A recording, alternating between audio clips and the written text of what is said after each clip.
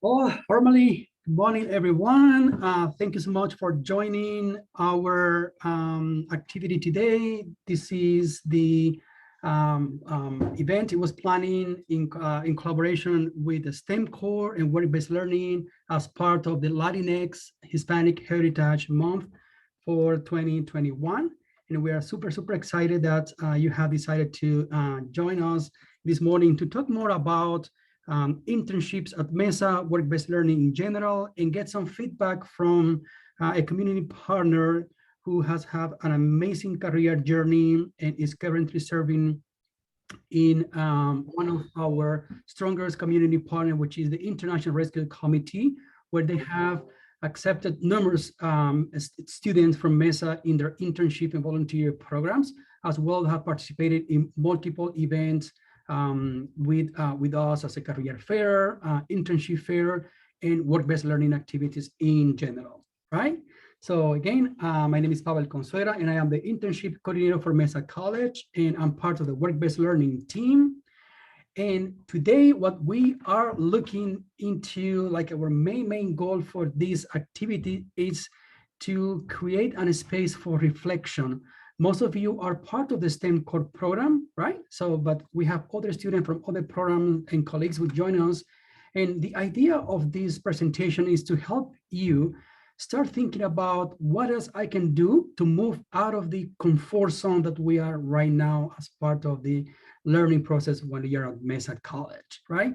Right now, we are in this space, feel comfortable, in control of everything. And a little by little, we invite you to start reflecting and getting to the next step of going to and crossing to the fear zone, right?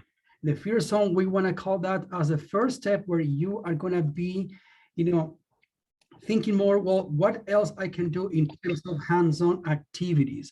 What are other opportunities that I can be exploring while at a Mesa that will get me closer to that career journey, that ideal career goal that I'm about to explore? And eventually going to the learning zone where you are now participating in multiple events, all the way to the growth zone when you feel ready with that purpose in mind, setting your goals, conquer your objectives, right? So with work-based learning, what is work-based learning in general at Mesa College?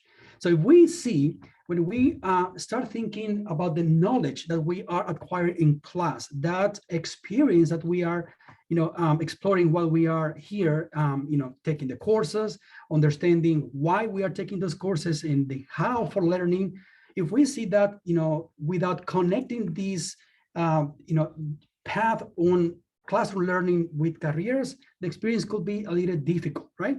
So with our program, we aim to help you recognize the skills, your experience and competencies, that how you can connect those, what you're in learning in class, with your career path beyond.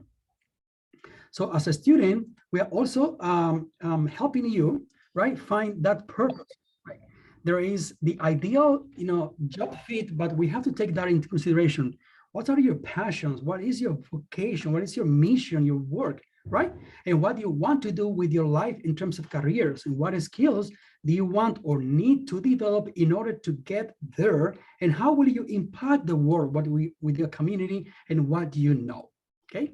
So we have and offer you multiple activities with our department, with work-based learning, that goes from early career exploration, right?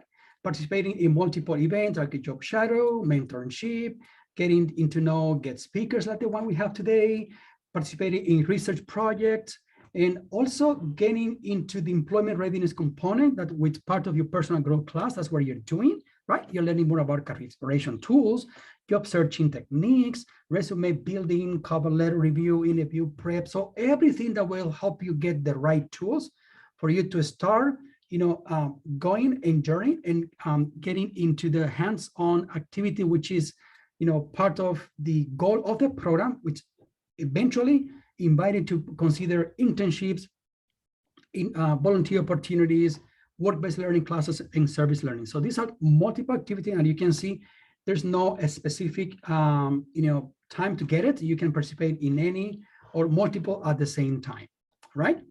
So these are some examples that we have shared with you, probably some of you before, But at Mesa College, we partner with Career Center, and we organize the semester's Career Fest. We have done person for so many years, and last semester we did our first virtual, and we are planning another one, probably virtual, for spring 2022.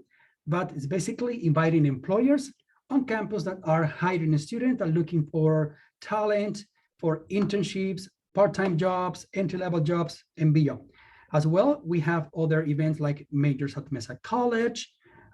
We have, the Entrepreneurship Speaker Series. We also organize some of the tours and community and, visiting employers. And of course, our super cool and amazing STEM core program. It's a cohort-based program where students are part of this group of the learning community, and all the events, work-based learning activities are brought to you. So the invitation for the student is to explore more and more besides what we are doing right now in class. So one of the benefits that we consider super important is for you in participating in work-based learning. It's first, help you explore industries and career options, connect academic learning with real-world experiences, achieve motivation, which is very important, and confidence in skills that you future. So what you're learning right now, it's in fact applicable to your career, right? Determine your educational goal and plan. We want you to start thinking on saving time and money, and not only, attending community college because you want to transfer. No, there is a whole plan about this, and that will, when you participate in this activity, this can help you explore more of those. And of course, engage in networking with industry professionals like the one we have today, and gain relevant experience and develop in-demand skills and career competences, right? So when you talk about finding your career fit, the first recommendation that we have for you is research, right? So we're targeting professional objective is research will be the most important thing, because you are focusing on a particular industry, maybe a company, or just a career. You want to help create awareness of what career opportunities exist for what you're studying right now. Remember, your major will not define your career. And also understand the skill, task, work environment associated with the profession, become more knowledgeable about the local volunteer internship job market, and make more informed decisions, right? So in the career exploration phase, remember, there are multiple activities where you can join. So when you expand your networking with work-based learning, you are, getting ready to conduct informational interviews to some amazing activities where you have the chance to talk to the employers and learn more about their positions, their industry, their career journey. We can also help you set up with some job shadow meetings, find mentors in your field, which is super, super cool activity as well, and join professional associations. Remember, more than 80% of the jobs are found by referral. So who you know and what person can help you get into, right? So to stand out in the job market, the first thing we have to think is about being recognized by employers for your skills, your talents, and passion. So how we do that? How are you, how do we, or where do we start? First, we need to start assessing our skills and experiences. That's the very first part. So we need to look into our academic strengths, personal qualities, and people skills. When we say people skills, we don't limit it to those in here, but those 21st century skills, those transferable skills, right, that we need to keep in mind. So with academic strength, there's some specific skills like reading, writing, speaking, listening, math, right, that you are developing in classes right now, problem solving, decision making. So these at the same time are keywords that you want to start using when you are preparing your resumes, your cover letters, okay? So this is not only skills applicable for in class, but also for your next step in searching for these internship opportunities. So at the Career Center, again, I want to show you that we partnered a lot with our colleagues at the Career Center. We offer this tool with you have access as a student. Is called the Online Career Ready Guide, where you can develop and expand some of your learning 21st century skills. And there are multiple courses that you can do self-paced. You can take it, maybe complete one or two or all, and earn a certificate to showcase your employer that, hey, I'm getting trained, I'm getting ready for my next journey in terms of careers. Okay. In addition, the invitation is there to think about creating your personal brand. what you're known for, what skill can you offer to the employer, and what else you bring to the table when you are searching for these internships, right? So because of that, we recommend you to start thinking about creating your 1 to 5 minute introduction or your elevator pitch, right? You will also have that pitch email ready for you that talks about, your skills, your experiences, your time doing your education, right? In addition, a part of your branding package, it's working on your resume and cover letter. Rethink, reassess your skills, think about those hands-on experience, your professional image, and most important, your online presence. When we say online presence, we want to say online professional presence, right? So your multiple accounts that you can use for that, not only your personal, but think about, LinkedIn, for example, Google Plus, if you want to have a, Twitter account to start, not only doing your personal stories, but also sharing your professional stories, okay, right? So in addition to those services, we also like to share with you that if you need extra support preparing your resumes or any career prep tool, cover letter, if you want to practice your interview skills, you will have access to our career peer ambassadors. That's basically one-on-one support that you have at the Career Center. And right now we are opening slowly in person, but you can still have access to Zoom appointments or just, like phone calls. And as an internship coordinator, I'm available to meet with you in one-on-one in person on Tuesdays. And the rest of the week, we could coordinate some meetings, okay? Excellent. Also, I'd like to share with you that part of the programs at Mesa, helping you if you need extra support to getting professional clothing for interview, for example, or some snacks while you're on campus, or extra groceries to take home. Well, we have the stand. It's moved. It has a new location. It's on the building K, rooms 105 and 106. And here we have the information on how you can get access to their services, which is amazing, right? In addition to those activities in work-based learning, like internships, hands-on opportunities, we have a class that is called Work Experience. It has two formats, the Work 272, which is a general work experience, and the Work 270 is occupational. So the difference between these classes is that one will help you earn college credits, or both will help you earn credits while you are doing your part-time, your internship, a volunteer opportunity. And actually some companies, agents, community partners, they require the students who are doing unpaid internships to take a formal class for credit. And this is the class that you can take from 1 unit all the way to 4. You can repeat the class up to 16 units, and these are CSU transferable, which is amazing, right? So for example, if you're majoring on, if your end goal is to major in engineering, that's an example, and you find an internship that it's related to that, industry or role, for example, could be something like internship in engineering, Northrop Grumman, and the employer requires you to take this class. In this case, you will be taking Work 270 because it's occupational. It's connected to your career journey, okay? And of course, we're more than happy to share extra information in one-on-one appointment, right? So these are some steps and tips that could help you in your internship volunteer searching. The first one, it's, the strategies is being very organized, right? So creating your tracking system for what internships you're applying for, what companies, etc. And remember, when you're working on this is like a full-time job. You need time. You need time to apply, to submit applications. Right now, for example, as we are speaking, I'm seeing on my other computer an alert from a local employer that is looking for interns in a student who are majoring in STEM. They're looking for interns for 2022. And I will be sharing example like this all the time with you. And we also post in social media on campus, etc.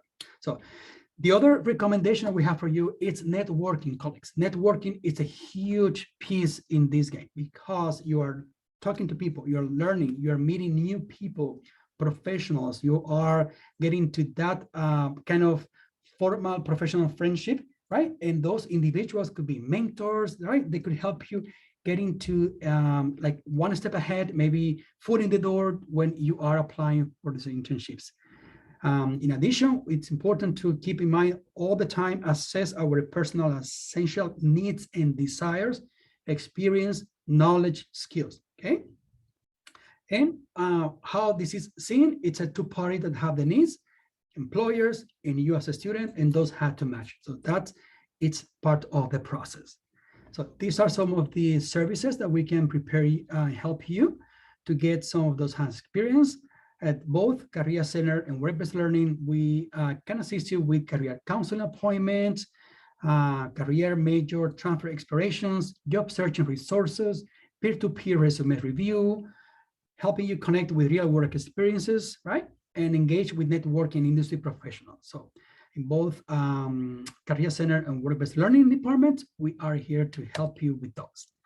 So where to start? Next step, it's email me. So you have here my email address, and I invite you to coordinate with me a one-on-one appointment so we can talk more about those internship processes and what are the benefits, or what are your strengths and what is needed. And we do not offer, what we say at Mesa, we do not offer direct placement services, but we know people, we know partners, we know community and industry professionals who are looking for interns. And that's when we can help you get referred. We can help you with that searching part and application piece, right? And advocate for you. That's the most important thing, is advocate for you, okay? So again, the invitation is there for you to meet with me. And again, I have a very flexible schedule during the entire week to coordinate some meetings. And I know that for STEM core students, our professors, both Patty Rodriguez from Personal Growth class and Carol, our STEM core support navigator, they both are helping you to connect with me, but feel free to mail me directly. And if you are not ready yet, if you don't feel this is the right time of the semester, well, there's other activities that you can participate as well and connect this classroom learning with the new world of work. So we have a great resource that we are implementing, which is called Handshake. This platform will help you find internships, employment opportunities, and that is coming very soon. As soon as we have ready, maybe a couple of more weeks, we're going to be automatically enrolling all the students that we have at Mesa College. Actually, the district of San Diego Community College District, all the students will be automatically enrolled in this.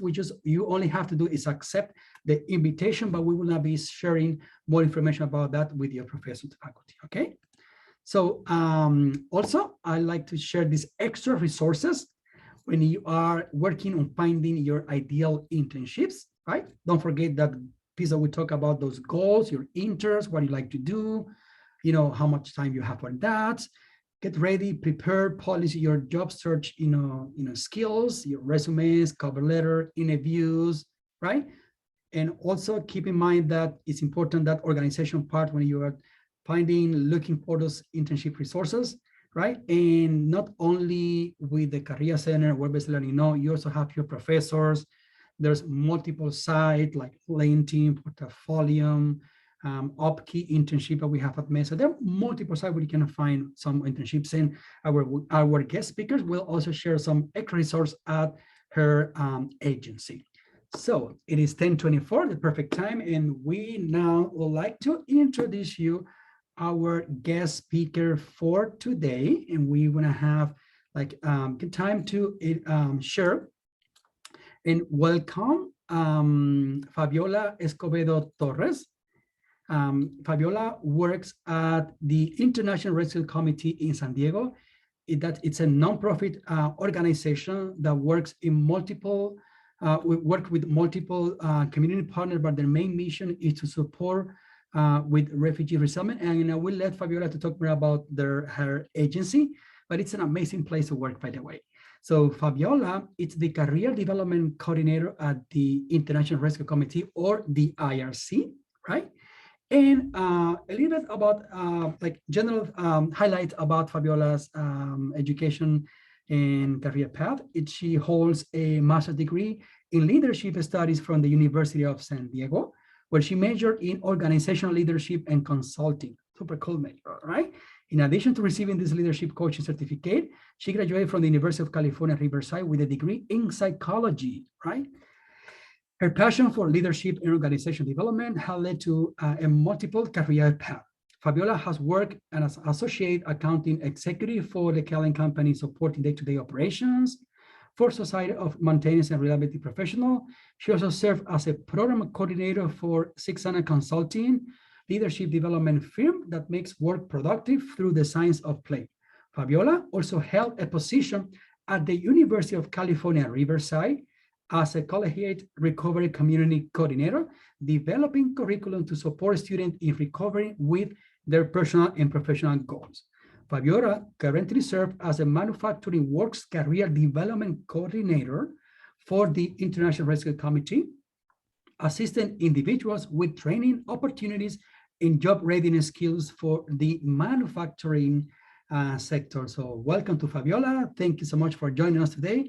And I'm going to stop sharing and open the mic. So, and good morning. How are you, Fabiola? Good morning, Pavel. Good morning, everyone. Thank you so much for having me here today. I'm really happy to speak to you all about my journey and also about opportunities at IRC. Would you like for me to just kind of go down the list of questions or just kind of like speak to you about my personal journey as overall?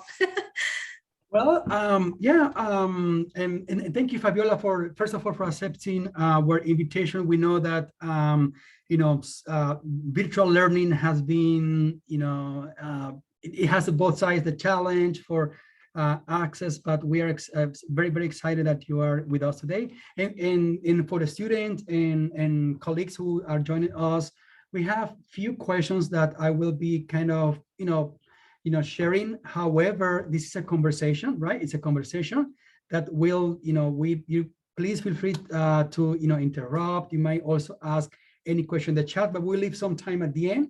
If you like to ask any question. So the very first question we have for Fabiola is part of the personal journey, right? So remember, we are celebrating this beautiful Hispanic Latinx Heritage Month, that we not want to leave it to for half September, half October. It goes beyond in terms of culture. But Fabiola, where do you grow up? If you would like to share with us a little bit more about that personal journey, where you grow up, and what strength did you learn into from your cultural background or your family that helped you in your career and your life? So I was born in Oceanside, so not too far from here. I'm very proud to be from Oceanside. I don't know why, but everyone from Oceanside takes real big pride in being from Oceanside. It was a great, city to grow up in. It was very diverse. I got to go to school with a lot of different, students from different backgrounds. I learned about a lot of different cultures going to school in Oceanside. I lived briefly in Texas too. At one point, my father was trying to start a business over there. So I did get a little bit of the taste for the South for like 2 months in Spring, Texas. And then we were like, this is not for us. We moved back and we lived in Valley Center for a bit and then basically went back to Oceanside too. So it's definitely home for me and I love it. When it comes to like strengths that I've learned from my cultural background, I'm come from a Mexican family, first generation college student from like a low income background. One thing that they taught me was resiliency. And I would say also how to be resourceful. Throughout my entire career, like every organization that I've been, hired to work with, I've always kind of started a new initiative. And, you started from scratch and you have to figure out how to make it work with little to no resources, how you can find partners that are willing to help you support and grow what you're trying to grow. So I would say that's something that my family taught me is how to build something out of nothing. And in regards to resiliency, being a first generation college student, having to be that student that was always translating for my parents and things like that. From the get-go, my family has always told me that like the road would be hard. So just build and try and work hard to get to where you're at. Sorry, I'm getting emotional talking about my family. Oh, thank you, Fabiola, for being in very personal with us and sharing. It is like you're mentioning a wonderful journey that you have gone through, and always remind us that piece of point that says that we don't get to the moon by walking easy path. So, and thank you for being very vulnerable and bringing this humanized piece to us. So we really appreciate it. So your ancestors, your families are very proud of you and your community. So thank you. Thank you. Thank you, Fabiola. Well, you mentioned very important skills, Fabiola, in resilience. You're talking about innovation. You're talking about, how your work education is helping to transform our society. Not only those work side, because the Mhm. the companies could stop existing, but Mhm. what we are doing, right, what we are doing for those for those individuals, the people we serve, our community, is what stays forever. I think it's what is the most important part. What we are doing that will last, that contribution, that extra initiative, and it's something that we really advocate with our students. So excellent. So Fabiola, now regarding let's jump a little bit about your schooling. So we share your education a little bit, Mhm. but it's interesting to see that you got your undergrad in psychology. That's what we tell a student. Well, remember, your degree will not, that major will not mark your career. No, that idea we have for years ago, that you major in psychology, you want to be psychologist forever. You major in history, you may be a history teacher. No, so that's a beauty. But you choose a kind of a like a specialized area in grad school. But why did you choose those majors? It was a specific reason, right? That you decide to go in that direction? Yeah. So when I first got my acceptance to UC Riverside, I was contemplating whether or not I wanted to be a psychiatrist.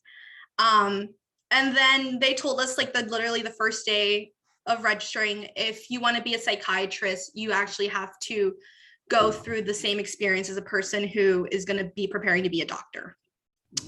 And I knew that I did not necessarily have the stamina for that. I knew myself very well, and I was very honest with myself, that I didn't want to go in that path. So I was definitely contemplating between being a therapist and between industrial organizational psychology. I really love, models and leadership and things like that. So that's kind of like where I was headed. UCR is very research oriented school. So like they teach you a lot of like different, psych classes and stuff like that, that kind of teach you more of the research aspect. And, that wasn't for me. Like they did offer an industrial organizational class and I took it. I still very much so love psychology. Like when I was doing my major at UC Riverside, I still kept to it because I love, the brain. I love everything about interacting with people and learning about people. So it was definitely the right major for me. And once I took industrial organizational psychology class when it was available to me, it really did kind of click for me that, like, I had gone down the correct path. Um, when it came down to choosing my master's program, I got involved in this student organization at UC Riverside called the Healing Highlanders. It was a advocacy club for students in recovery from addictive disorders. So I had been in other mental health clubs, like, I don't know if you've all heard of Active Minds. They do a lot of suicide prevention and other mental health programming for college students, and they work like a charter. There was another student there that was like, I'd like to start a club to advocate for our students in recovery. It became a huge movement on our campus. I took on leadership positions. I essentially started as the public relations person, and then I ran to be president of the student organization. And that's kind of where I got the application perspective of, the industrial organizational and bridging it together. Like I knew how I could apply my degree to essentially move on to the next phase of my career, which is, I love theory, but there's no, for me, like I needed that application. I needed that real world of like, how is this going to come into my role outside of school? And I just really loved, being a person that was helping break barriers on how we see mental health. I liked being that person that was starting something new and building it from the ground up. So like that really helped foster like what next step was going to graduate school, because I always knew that I wanted to go to graduate school. It was always kind of like difficult because, you know, you want to be pulled into the mental health field and you want to become a therapist. But then you also, you know, there's also other avenues that you can take, which is not being a therapist and going into the private sector, nonprofits, et cetera. So when I saw, you know, my options for graduate school, it came down to USC's applied psychology program, which was kind of another form of industrial organizational psychology. And USD's leadership studies program. So I didn't get into USC's program, but I think it worked out in the best way possible for me because I really did want a coaching certificate. I really loved organizational psychology, and this program kind of took away the stuff that I didn't like from industrial organization. It was more application, not research oriented. And that's what basically led me to USD's program. That's excellent. Thank you, Fabiola. And I think that with what we're hearing is that with the extra, you know, curricular activities, those clubs that you participated, it also, you know, influenced a lot on your career. And we believe that that's very powerful. And for community college students, there's also, you know, multiple clubs that we have on campus. You know, people think that, oh, that only happens in 4 years, no, where students leave there. But yeah, there's also that invitation to, you know, to consider what we have, you know, to offer here at Mesa. And based on your career path, there could be local organizations, there could be some networking opportunities, events, and association that our student could join as well. So that's, you know, very important. And thank you so much, you know, for sharing. So shifting a little bit now towards your career, right? Mm-hmm. Towards your career, you know, especially after graduating. So what are some everyday challenges that you see as a woman that you face in your profession or industry at this time? So I would say right now at IRC, I'm not encountering these challenges, but as I've been like working up, I'm clearly a woman of color. People are generally confused when they see me. They don't, sometimes, you know, they identify my race differently. They don't know like what to think of me. They see me as an anomaly. I would say that having encountered a lot of spacing and manufacturing, it is a boys club. And I would say that it's very hard to be, I don't want to say it's hard to be taken seriously. I would just say it's hard to make any changes in that industry sometimes because people are generally already afraid of change. And then it coming from being a woman of color who's young and hasn't fully experienced the world, you know, you're seen as someone who doesn't have the skill sets to talk about what you're talking about. Sometimes too, you know, this is what I learned at USD is that as a person of color, you end up being the person that becomes the spokesperson for the people of color, and that's not okay. It's not your responsibility to constantly have to advocate for yourself. People also need to step up and advocate for you. And the idea too is that you have to really kind of like allow for yourself not to let people turn you into that angry person of color or get labeled as the angry person of color. There have been times where even like in my master's program or in, you know, teaching a program in manufacturing, whether it was in my previous roles, where when it comes from you, people all of a sudden they feel attacked or they like you start to like have that pattern of the person that's like, oh, why can't you just move with the status quo? Like, why do you have to challenge things? And we're in those spaces for a reason. We want change. We want things to be efficient. We want things to better people. We have to have those difficult conversations, whether people like it or not. And I would say that's just been a challenge for me all the time because I'm not the kind of person that's just going to sit around there and just kind of keep ignoring the problem. Like, I know that ignoring the problem is basically going to not cause for anything productive to come out of the situation.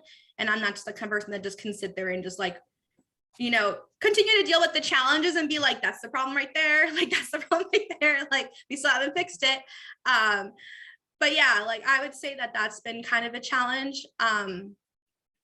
But yeah, and then just to add on to like, sorry, I know we like transitioned from the other thing, but just want to bring up extracurriculars too, that being in clubs and movements actually got me my job at UCR. I was hired to actually work on there professionally.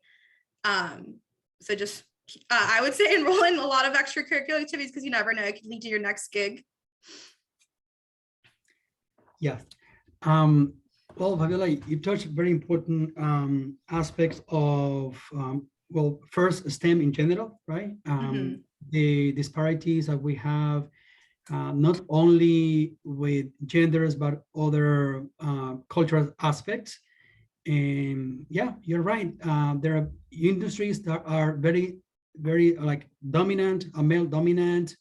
And as a woman, what you have lived, it's a set an example and something that we really appreciate our students are hearing, because now in college things look from a different color, they look more like ideal, but the actual expectations could change. Once we are there, once we start, applying, viewing the things, will we'll have other metrics. So we have to be ready. We need to understand where we're coming from and what values we're bringing to those workplace, or what innovation and special diversity. And it's important that we keep on working on that direction. So excellent. Well, and talking about career, what you're seeing as your next move, at this young age as a professional, what do you see as your next career move?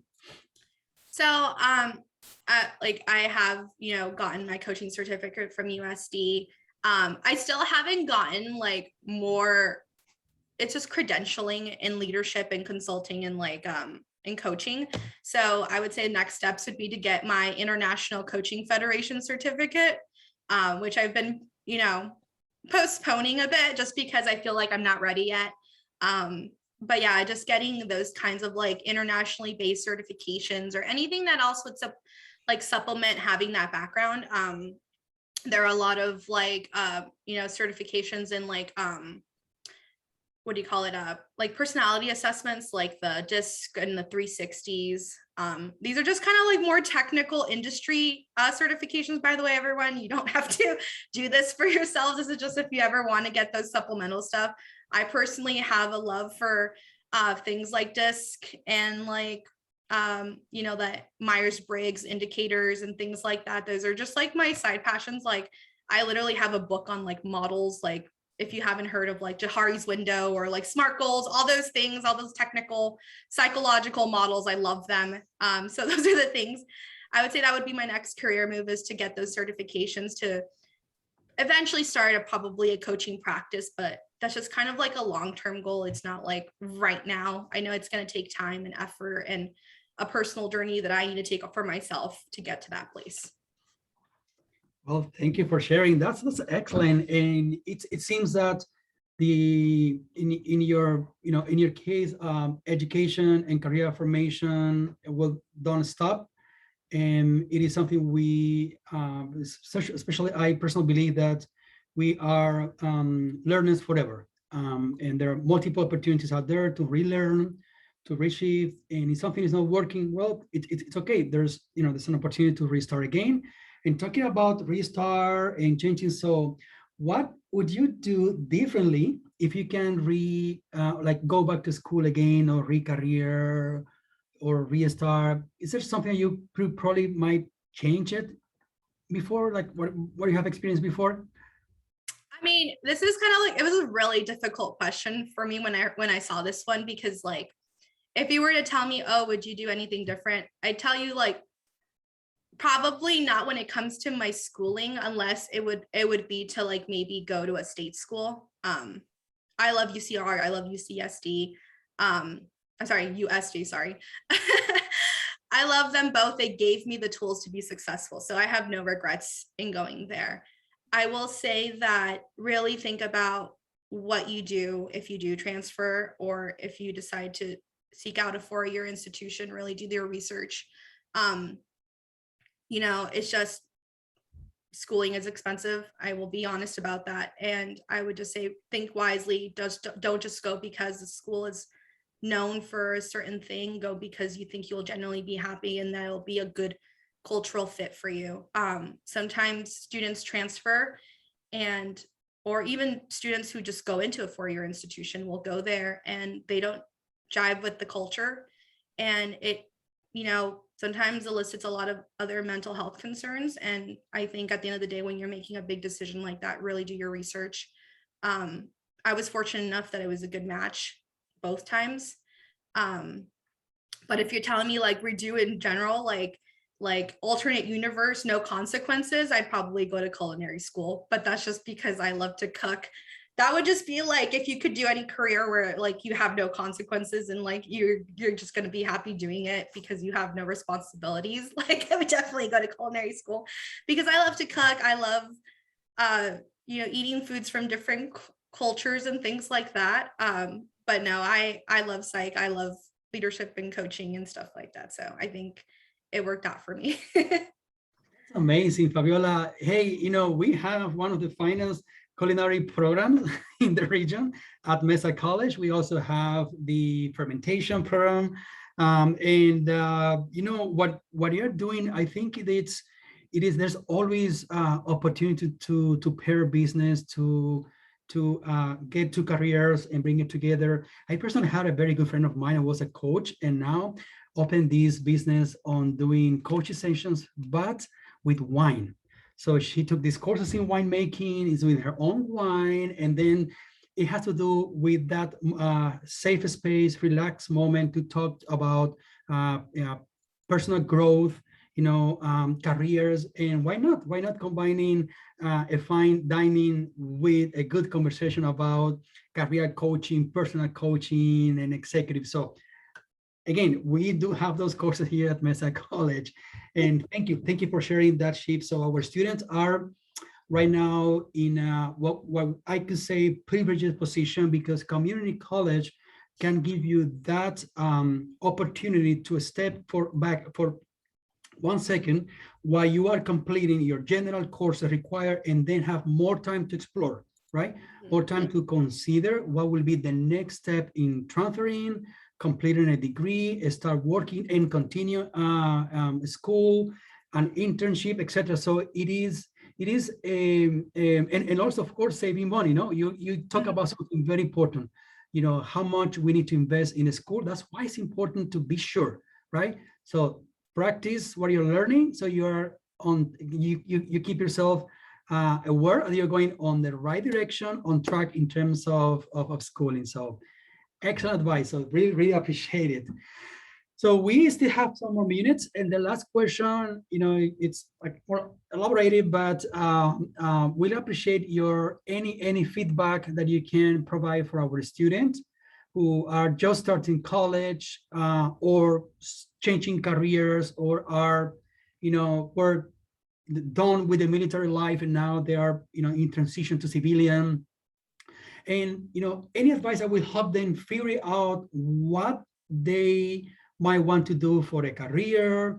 And with this part, we also appreciate if you can share with us some of the opportunities that your current agency could offer our students for that.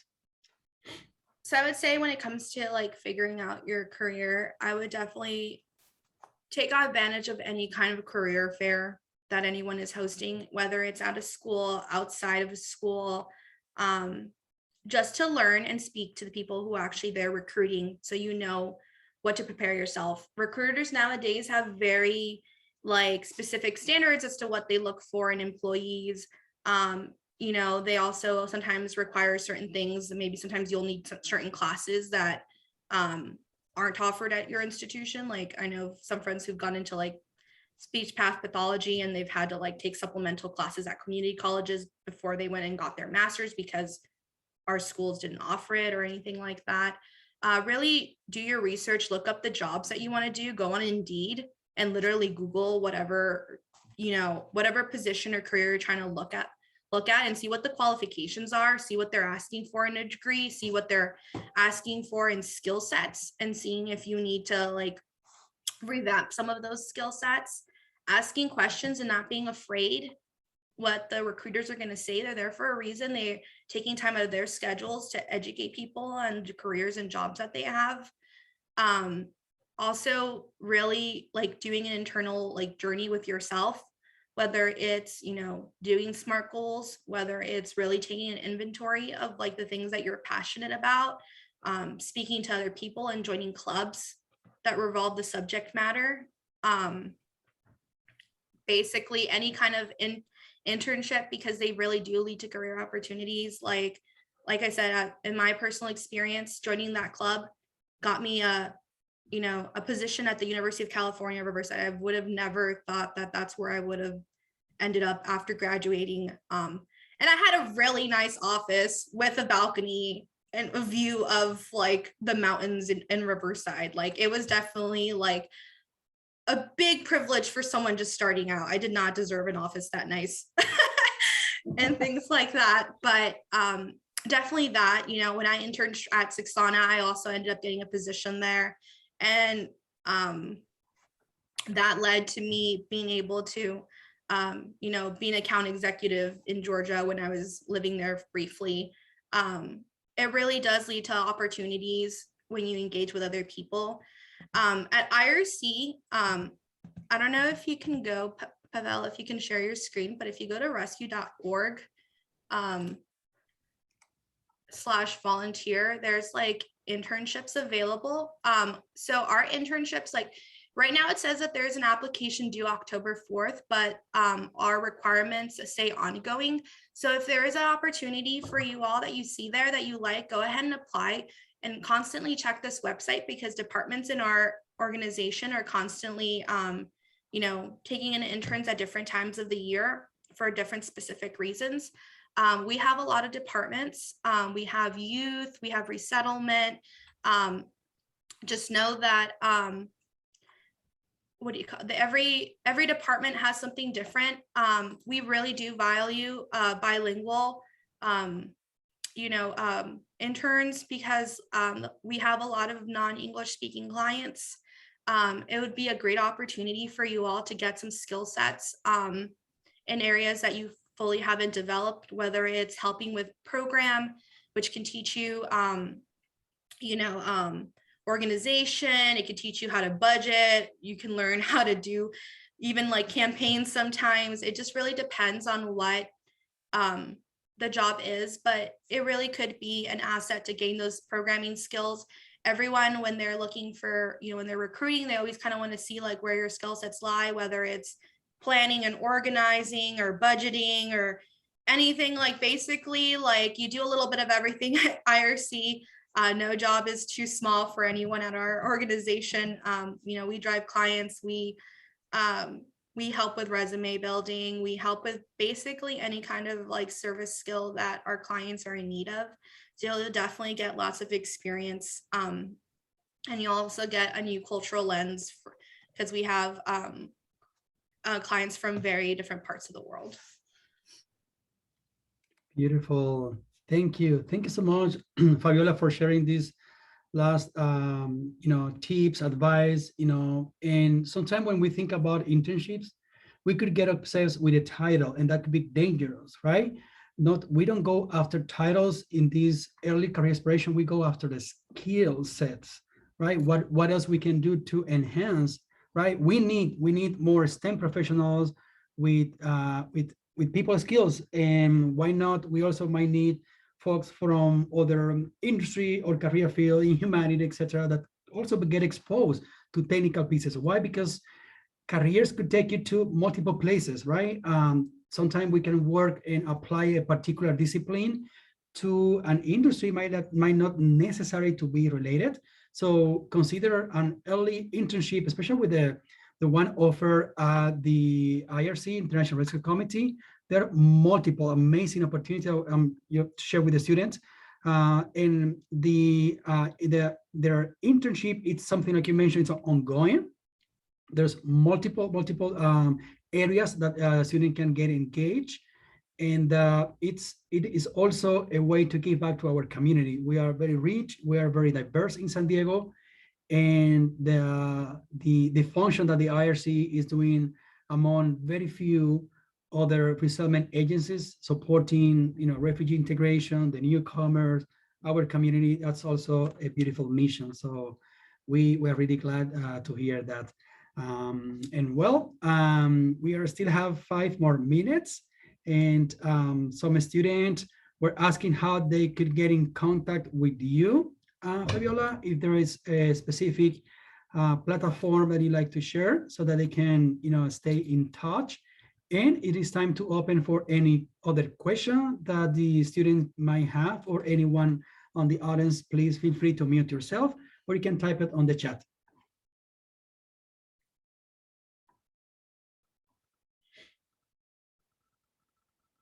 So I just typed in my email in the chat, but you can all also find me on LinkedIn. Just look up my name. I have 2 last names, which I'll probably be the first one that pops up. But you all are welcome to add me on LinkedIn as well. And I added my my email address for work. Thank you. And we have a question from Elisa Correa asking that if there are paid internships at the IRC. From my knowledge, I did not double check that before I came here, but I know that our internships are free. I don't know if that's changed, but you get lots of experience, which is really good to write on your resume. I know that the ideal is to get paid for your work, but sometimes the experience really helps over the pay sometimes, because you can get paid and be fetching someone's coffee, or you can get skill sets and not get paid, which is unfortunate, but still learn a lot of valuable things that you wouldn't get on the job somewhere else. I heard about that, as you said, that they used to be unpaid. There's many more internships that are starting to be paid more, because aside from getting the skills, you also get to, like I took a few internships in high school, and aside from getting the work skills, you also start getting used to, like, as if you were in a real job setting. So even if you get paid a little bit, it still like helps out a little in some ways. It definitely gets you in, I like to call it work brain, because when I was interning for other organizations too, like it definitely helped me get in the mode of like developing a routine. Yeah, and it also motivates you to be like on time and everything. Excellent. Thank you. Thank you for sharing, Leonardo, those comments about the value of unpaid internships. Like Fabiola mentioned, I mean, it could be the your first activity that help you get exposed to something that is more close to your career. And we might have, that part-time job or weekend gig, whatever, that might not be necessarily close or connected to our career, but that position is also helping us in our formation. Personally, when I was in grad school, I had my regular job, Monday to Friday, office job with the County of San Diego. I have my gig jobs on the weekend doing catering, which I also love food. Why not? It's my favorite thing. But those jobs help me also acquire new skills and help me feel more, we'll say, aware of what I could do professionally. And definitely paid and unpaid internships will have the value, especially with the unpaid ones, that I will repeat that some employers will require that course. And that course is also at the same time helping you get your credit, your units, right? So that's, if you're missing, that one unit to get to your minimum requirement for FAFSA, well, let's think about doing an internship and consider supporting, local organization like the IRC. So, thank you so much. Any other question? Okay. And then I'm more than happy, like if y'all can't think of a question to ask now, feel free to send it to me. Like, no judgment, honestly. You can ask me anything. I'm not gonna be as long as it's appropriate for work, that if they ever look my email, that and stuff like that. But you all are welcome to email me if you have any questions. Thank you so much. Thank you so much, Fabiola and students, for being here, today. Has been an amazing conversation, and we look forward to expanding or continuing talking more about what else our student could do to serve the community. And as always, there's a big hard space at Mesa College for the International Rescue Committee, their staff, their mission. So thanks again for sharing with us this morning as part of the Latinx Hispanic Heritage Month. And for all the students and friends who are here today, thank you. Thank you so much for participating. And we will see you around. And please don't hesitate to contact me to continue talking about these next steps of internship. So thank you. Awesome. Thank you so much for having me. This was really awesome. Have a great day, everyone. Thank you for letting me be a part of it. Thank you.